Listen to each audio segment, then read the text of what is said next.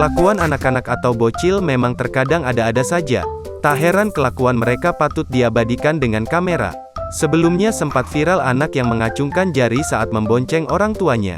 Kali ini, seorang anak yang membonceng ibunya kembali memicu perhatian karena aksi menggemaskannya.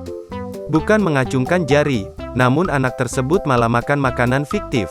Pada video yang diunggah akun TikTok @herdi2796, terlihat seorang anak yang membonceng ibunya.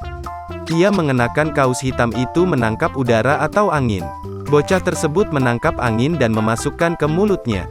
Ia melakukan aksi tersebut berkali-kali. Definisi dari makan angin, ungkap pemilik video. Pada video yang diunggah pada Jumat, tanggal 26 Maret tahun 2022, itu mendapatkan berbagai respons dari warganet. Bahkan banyak juga warganet yang salah fokus dengan tulisan di kaosnya.